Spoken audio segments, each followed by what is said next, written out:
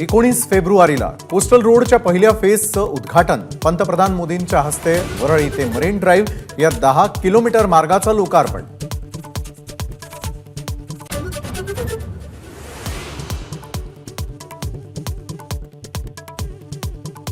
हुकुमशाहीला मी हिंदुत्व मानत नाही, उद्धव ठाकरेंचा जाहीर सभेत हल्लाबोल. घराणेशाहीला विरोध करताना तटकरेंचं घराणं कसं चालतं, भाजपला सवाल.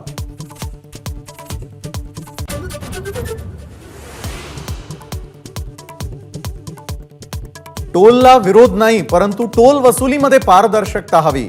राज ठाकरेंची मागणी. तर उद्या मुख्यमंत्र्यांना भेटणार असल्याची माहिती.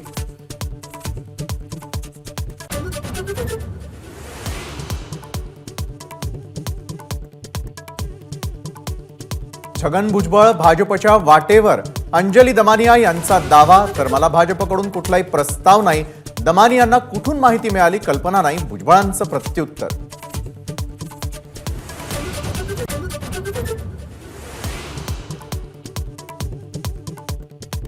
इतर पक्षात जाण्याचा तुर्तास निर्णय नाही, अजित पवार गटामध्ये जाण्याच्या चर्चा बाबा सिद्दीकी आणि झिशान सिद्दीकी यांनी फेटाळल्या.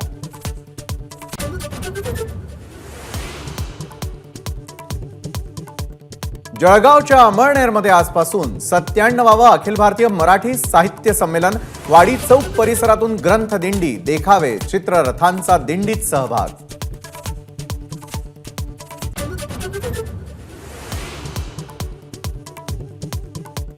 महाविकास आघाडीची जागा वाटपासंदर्भात थोड्याच वेळात बैठक. वंचित बहुजन आघाडीचे प्रमुख प्रकाश आंबेडकर बैठकीसाठी दाखल.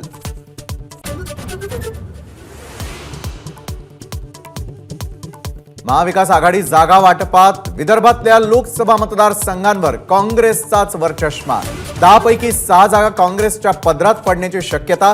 भंडारा, गोंदिया, रामटेक मतदारसंघही काँग्रेसकडेच राहण्याची शक्यता.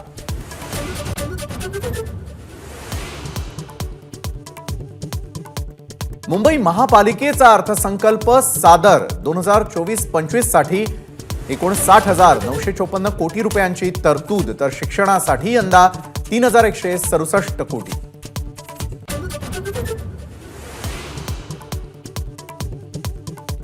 राज्यसभेचे खासदार लोकसभेच्या रिंगणात उतरवण्याचा भाजपचा प्लॅन. नारायण राणेंसमोर लोकसभा निवडणुकीत कोणताही उमेदवार टिकणार नाही, दीपक केसरकरांचं वक्तव्य.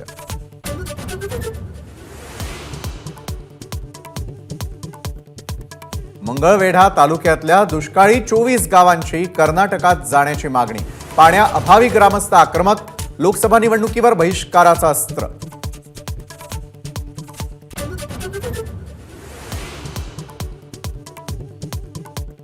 चंपई सोरेन यांनी घेतली झारखंडच्या मुख्यमंत्री पदाची शपथ. चंपई यांच्यासह काँग्रेसचे अलमगीर आलम आणि राजदचे सत्यानंद भोक्ता यांचाही शपथविधी.